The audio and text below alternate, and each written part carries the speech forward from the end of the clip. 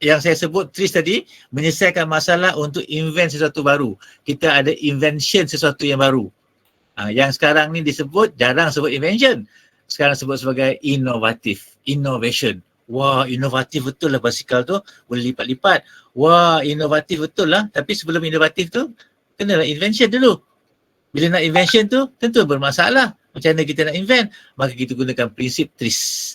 Dan kita dapat satu value yang baru. Okay, kita dapat satu value yang baru. Kadang-kadang kita ada baju tau. Baju kita boleh dua bahagian. Kita pakai kat depan, dia ada poket. Bila kita terbalikkan dia, poket dekat lain.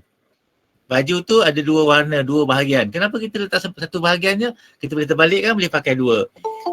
Kan itu lebih kurang maksud dia. Apalah ni baru masuk ni kan. Okay. Tu contoh TRIS. Okay, so apa yang TRIS tu punya kelebihan adalah selalunya bila kita buat satu invention, kita fikir, try and error dulu. Bagus tak try and error? Bagus. Kenapa bagus try and error? Kerana dia nasib baik solution kita, nasib baik kita punya solution kat sini. Dapatlah selesai. Ataupun kat sini. Selesailah. Tapi kalau solution kita kat sini, ataupun solution kita kat bawah, tak selesai kan. Macam itulah. Ataupun brainstorming. Tapi benda ni tidak tersusun. Yang lebih baik kita gunakan TRIS. Sebab TRIS tu dia kita fikirkan dalam 40 tu, which one is the most suitable that we can try. So we are not just try and error randomly. Okay, but there are some kind of character that we try to match. Okay, based on the solution that we intend to get. That is the benefit of using TRIS. So the direction is much more clearer than just brainstorming or try and error. Yeah. Okay, kenapa kita perlukan TRIS? Invention after invention after invention after invention. You know why? Okay, sebab ada banyak benda yang dalam dunia ni akhirnya dia dah saturated. Contohnya apa saturated? Komputer. Okay. Semua orang pakai komputer. Mula-mula seorang pakai komputer. Desktop. Bagak, besar, bulky, very heavy. But everyone tend to buy desktop computer. Maka desktop computer growth. Kan? And then sampai satu tahap dia semua orang hampir guna orang guna komputer, tapi orang tak nak beli dah. Kan? Sebab tak nampak function yang baru. Maka dia pun mula decline. Orang dah ada komputer. Buat apa beli komputer lain? Tapi bila keluarnya laptop, orang beli komputer. Dah ada dua dah. Satu ada desktop, satu ada lapi. Maka naik balik, lapi naik balik kan. Sampai ke sini, semua orang ada lapi, dia turun balik. Jadi kita sentiasa invent. Oh, kita ada lapi, lepas tu kita ada lapi yang ringan. Kita pun naik balik. So semua macam itulah. Basikal. Kita ada basikal kan. Untuk apa basikal? Untuk bawa orang, untuk bawa barang. Sampai masanya semua orang ada basikal. At the end of the day, orang tak nak beli basikal dah. Tapi bila sampai ke sini, turun bawah, orang mula cipta basikal untuk recreation. Jadi dia ada basikal untuk bawa barang, dia ada basikal untuk anak dia pula, untuk recreation. Maka naik lagi jualan basikal. Lepas tu dia kena invent lah benda baru gunakan TRIS ya. Coba bacalah apa yang dimasukkan dengan benda ni. Okay ya. Ini semua saya dah sebut tadi ya. Awak boleh tengok gambar rajah tu, tak ada masalah apa-apalah. Macam basikal kan, tadi saya contohan. Sampai masanya dia turun. Tapi orang bina pula basikal for exercise rather than to compute. Okay. Sama juga kereta kan. Sama juga handphone. Akan ada invention baru. Ada yang invention secara drastik, perubahan yang sangat ketara. Ada yang invention secara very light. Okay, sikit saja dia punya perubahan. Tak kisahlah. Yang pentingnya dia tu dibeli. Semula-mula orang beli kerana dia nakkan basikal. Okay. Lepas tu kerana basikal tu ada fungsinya. Okey, ada fungsinya. Tapi lama-lama fungsi tu boleh berubah. Okey. Mula-mula main function. Basikal tu nak bawa kita bergerak. Itu main function. Okey, lepas tu ada function auxiliary. Auxiliary dan additional dan auxiliary macam tambahan lah. Sama lebih kurang bunyi. Lebih kurang sama je ya. Auxiliary dan additional. Tengok contoh tengok contoh dia. Okey Yang ini basic. Semua jambatan zaman dulu-dulu terciptanya jambatan macam ni lah. Awak tak pernah tengok jambatan macam ni zaman-zaman dulu. Semua jambatan macam ni. Kan? Tapi orang fikir, macam mana kita nak tanam jambatan ni susah tau. Nak tanam satu. Kejap bagi besar sikit Okay. You nampak tak susah nak letak ni. Piling. It takes a lot of work. Costly. Not efficient. Okay. So it's difficult to build a bridge. Maka orang pun mengkaji, dia buatlah macam ni. Sebab kita kena sokong jambatan ni. Kalau tidak jatuh ke bawah lah. Jadi cara dia gunakan konkrit. Okay. Konkrit tu lah yang akan menggantung jambatan. Bermakna dia hanya perlukan dua saja piling. Satu piling kat sini, satu piling. Tengah-tengah tak ada piling. Kat sini tengah-tengah banyak piling. So dia kata auxiliary. Okay. Maknanya lepas tu orang fikir juga, yang ini kapal boleh lalu tak? Kapal boleh lalu. Tapi kapal akan berlalu berhati-hatilah, langgar pula tiang ni. Satu. Yang ini kapal boleh lalu dengan mudah. Tapi lama-lama kapal makin tinggi, makin besar, nak buat macam mana? Oh sudah. Dia caranya dia buat additional ni. Dia buat besi ni akan menampung jalan ini. Ditampung sebab ada wire sini. Jadi sama fungsi macam ni. Tetapi bila besi ni turun ke bawah sikit, jambatannya akan naik ke atas sikit.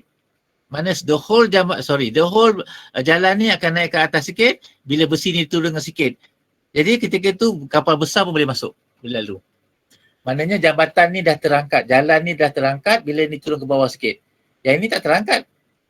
Dia statik. Tapi ni dah dia bergerak, dia turun sikit, ni naik ke atas. Itu additional. Okay, jadi benda tu berlaku perubahan macam tu teknologi ya. Itu cara kita berfikir lah. Menggunakan tris. Okay, faham faham. Mudah saja contoh dia. Saya tak nak tak nak panjang-panjang. Okay. Antara idea tris yang popular, trimming. Apa dia trimming? Kita buang. Okay, kita macam pokok lah.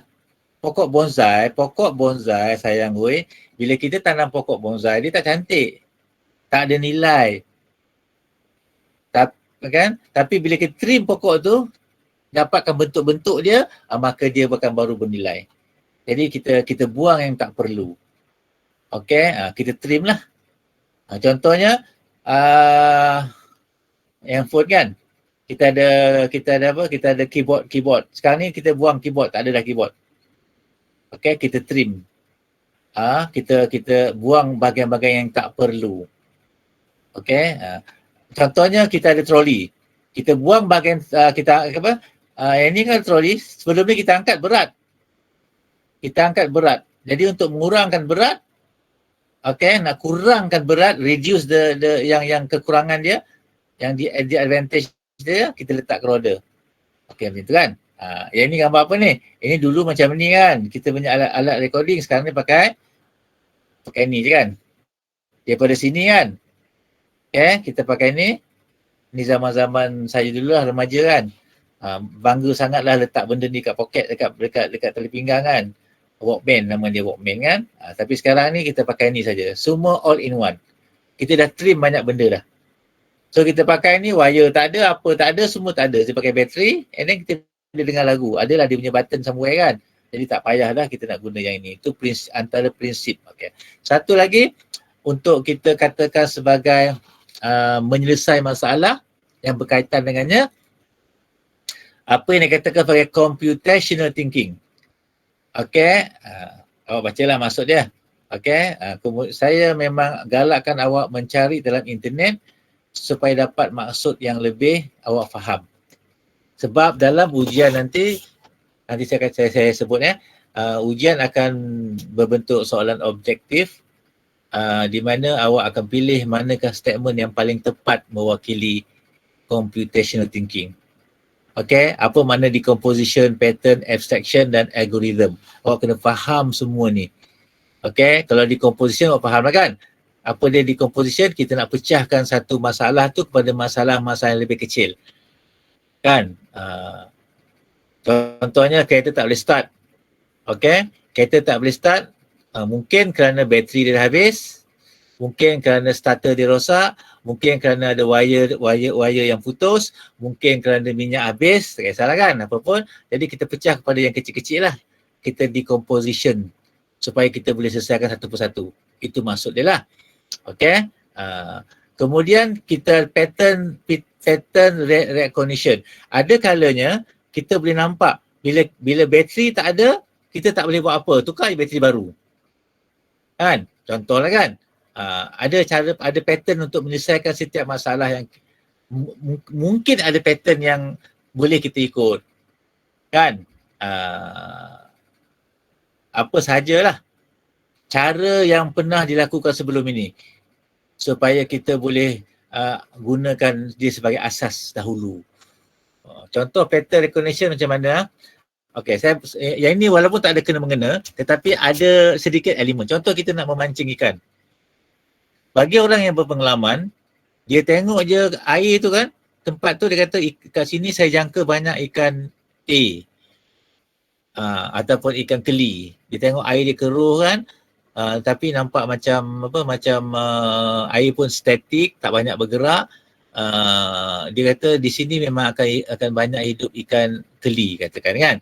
Di sini airnya laju sikit, agak jernih sikit. Jadi di sini maybe ikan B. Jadi itu pattern untuk dia selesaikan masalah, nak guna umpan apa, nak guna joran kail jenis apa. Okey, terutamanya umpan kan. Dia kata tempat ni mesti banyak ikan keli, jadi guna umpan A. Oh, yang ni mesti banyak ikan ni, guna umpan B. Jadi dia tengok pattern. Okey, pattern recognition. Okey, ini adalah abstraction. Kita tahu perkataan abstract ya? Kalau kita buat artikel, kita ada abstract. Buat tesis, kita ada abstract. Okay. Abstract ni seperti satu kita baca je keseluruhan abstract tu, kita nampak gambaran keseluruhan dia. Awak kalau awak download artikel, journal, artikel, dia akan mula dengan abstract. Sekarang pun banyak buku buku-buku pun banyak mula dengan abstract. Okay. Kejap saya tunjuk contoh kalau ada. Chapter of book CHAPTER, chapter of book. Harap ada ni apa benda ni tak ada chapter of book. Dalam simpanan saya tak ada ni, apa pula ni Kejap cuba tengok kau ada kan. Okay, chapter of book, example kan. Ada abstract Chapter, tunjuk chapter of book ABSTRACT. Sebab apa? Nak bagi faham konsep dia. Okay. Mana abstract tak ada abstract ke chapter of book, chapter abstract. Abstract ni adalah ringkasan kepada keseluruhan yang kita akan baca. Bermakna kita akan dapat idea. Aduh, hai. Okay. Nak cari payah kan. Saya harap awak faham kot chapter of book tidak ada abstract.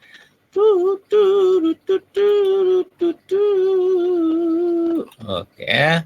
Apa-apa pun dia ada abstract kat atas lah.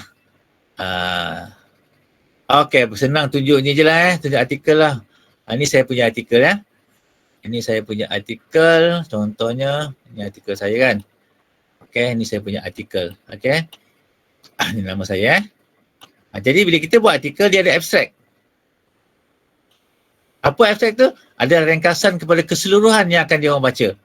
nak gambaran keseluruhan dia. Jadi bila kita buat problem berdasarkan kepada tadi, kepada apa tadi? Kepada ni, mula-mula apa kita buat? Mula-mula kita dapatkan pecah kepada kecil-kecil. Lepas tu setiap yang kecil tu tengok ada tak pattern dia untuk kita selesaikan masalah. Kan? Dan lepas tu kita akan nampak, kita cuba, dah kita pecahkan tu, katalah 3, bila kita decompose ada 3. Dan setiap satu tu maybe satu je kita nampak pattern, 2 tak nampak pattern.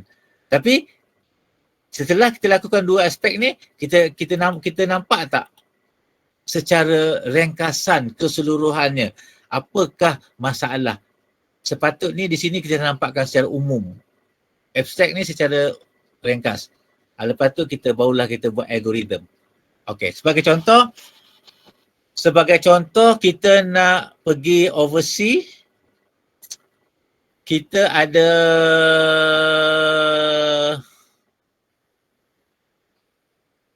tikus kan kita bela tu.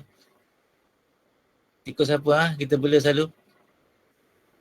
Apa nama tikus tu? Yang beli kat kedai.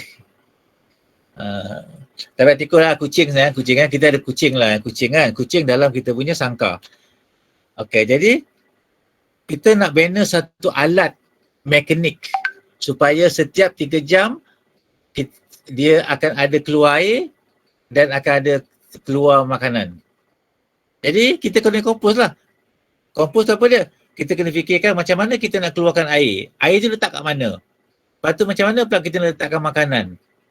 Okey, makanan tu kat mana? Macam mana bentuk dia? Jadi kita dah dikompos 2.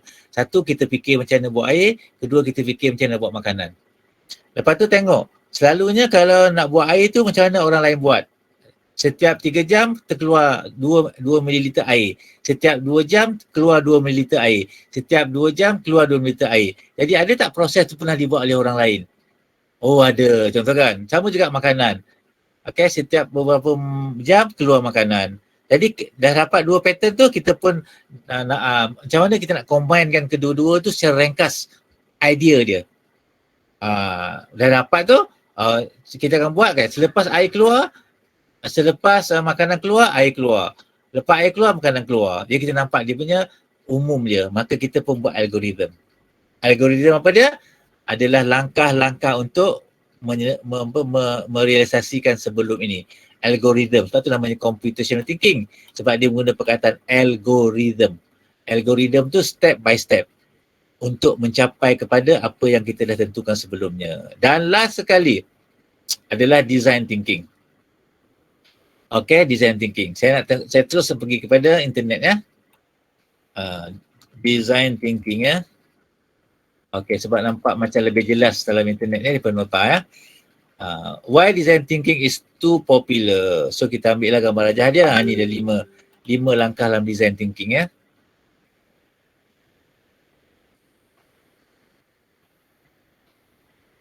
Okay. Tak tulisan ke? Okay ni ya. 5 langkah dalam design thinking. Apa makna design thinking tu? Kita nak design satu benda lah. Tadi problem solving, Folia. Okay. Dia tak khusus kepada design, tak khusus kepada invention, tak khusus kepada komputer. Kenapa? Sebab zaman Folia tak ada benda tu. Komputer tahun 57 tak ada perkataan komputer pun. Perkataan design pun jarang sangat disebut. Perkataan apa lagi tadi? TRIS lagi lah. Tak ada. Jadi dia umum saja. Tapi tahun 60-an, 70-an telah mula ada TRIS. Kerana orang telah mula nak invention. Orang telah mula mendapati banyak barang-barang yang digunakan telah mula fungsinya tu dah tak berapa lagi. Perlu ditambah. Perlu dibuat satu invention yang baru secara innovation. Jualah TRIS. Lepas tu muncul pula komputer tahun 2000. Kan dah mula komputer. Maka nak selesaikan masalah tu kita fikir secara computational thinking. Tapi dalam masa yang sama, orang juga akan mereka bentuk banyak benda. Sampai sekarang pun kita ada subjek RBT kan, reka bentuk dan teknologi. Orang nak memikirkan reka bentuk, perkataan reka bentuk pun timbul. Reka bentuk untuk menghasilkan sesuatu bagi menyelesaikan masalah manusia. Apa pun tak apalah. Dia sama lebih kurang macam composition thinking juga. Okay, sama juga lebih kurang. Contohnya kita kalau kita ambil contoh yang sama pun tak apa. Contoh sama apa? Macam mana aku nak design satu alat yang dapat menjaga pet binatang peliharaan di rumah sekiranya tuan rumah nak pergi keluar negara 3-4 hari. Kan? Sekarang ni orang dah makin banyak dah pergi luar negara. Kalau tidak kan tinggalkan binatang tu kat jiran sebelah kan, ataupun letak makanan banyak-banyak, letak air banyak-banyak. Mungkin tak praktikal lah kalau nak pergi 3 hari tak apa. Kan? Lepas tu binatang tu pula terperangkap dalam kandang dia kan. Jadi orang pun pertama bila kita nak buat satu tempat di mana binatang itu akan selesa dalam tu, kita kena empathize. Apa empathize? Kita kena fikirkan kalau kita jadi tuan rumah. Kita kena fikirkan kalau kita jadi tuan haiwan. Kita kena fikir kalau kita menjadi orang yang nak keluar negara yang ada haiwan. Kita kena fikir macam tu dulu. Itu maknanya empathize. We have to put ourselves in that particular people position in order to get the best design so that people will buy it and then we will get rich. Okay, and everyone will get benefit out of it. That is the way of thinking, what we call empathize. So that's the first step. Okay. Kalau orang tu susah, kan, kita empathize lah. Tapi kalau kita nak cipta satu bahan, kita empathize dulu. Okay, jadi kita pun fikirlah kalau aku jadi tuan rumah tu, aku nak kandang yang besar, aku nak kandang tu ada permainan dalam dia, kemudian tempat makanan dia aku letak kat sini supaya dia tak kotor, lepas tu gini. Jadi kita pun dapat satu gambaran. Okay. Lepas tu kita pun define ni lah menghalusi adakah kita nak buat dalam bentuk kandang, kita define lah. Ataukah nak buat dalam bentuk rumah, besi, kayu, whatever lah. Jadi kita define. Lepas kita define, maka kita dapatkan idea macam mana untuk menciptanya. Okay. Kalau kita define dia sebagai kandang, apa idea kita supaya dia dalam bentuk kandang. Kalau dalam bentuk rumah, apa idea dia. Lepas tu kita dah dapat idea, macam ni gambaran dia, kita pun buat prototype. Dah buat prototype, kita test lah. Test. Letakkan anjing, kucing, arnab, 2, 3, 4, 5, 6 sampai seminggu. Berjaya tak? Kita bimbang nanti, kita letak je dekat arnab, selepas 2 jam rosak. Sebab arnab tu pergi panjat, melompat, gigit. Tapi kucing tak gigit, anjing tak gigit, arnab pula gigit. Jadi arnab punya tak sesuai untuk cara tu. Tukar pula balik.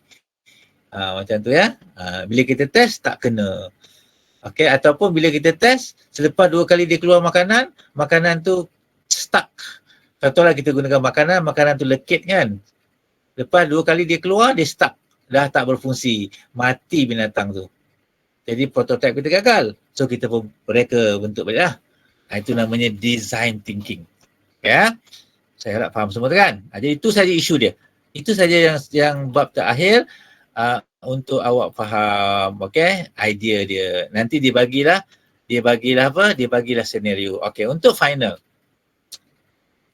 Saya belum finalize lagi berapa banyak soalan sebab macam mana? Sebab saya belum tanya lagi. Cuma yang pasti soalan tu objektif. Okay. Ada 2 option. Okay. Hari ni saya tanya kalau soalan tu tidak ada soalan esei, dia mungkin 60 objektif. Dan saya jangkakan yang itulah akan ada 60 soalan objektif tanpa esei. Sebab dulu kita dah buat esei tau, dua soalan esei, jadi soalannya 40 saja objektif. Tapi saya menjangkakan kali ini penyelas akan buat 60 soalan selama 2 jam masa diperuntukkan dan dia berbentuk fully objektif.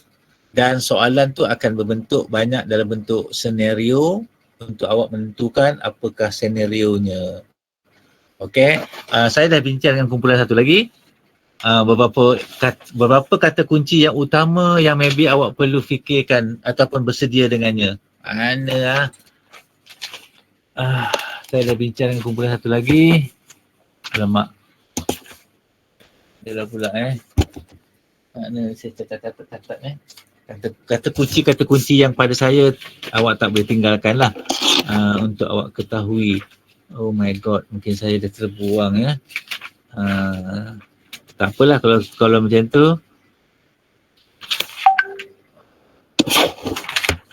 Mana?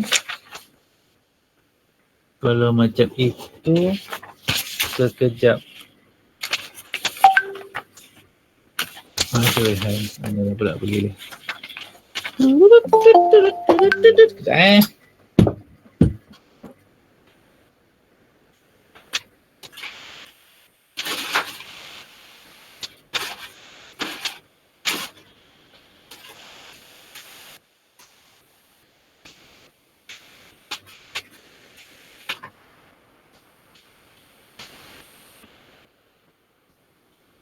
Okay.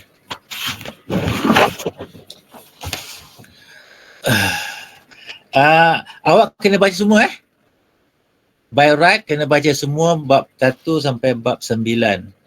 Jangan awak skip pula. Tapi yang saya sebut ni adalah yang saya sempat bincang lah. Perkataan-perkataan yang utama. Okay, tapi random lah, tak ikut bab Random. So ini kena tahu.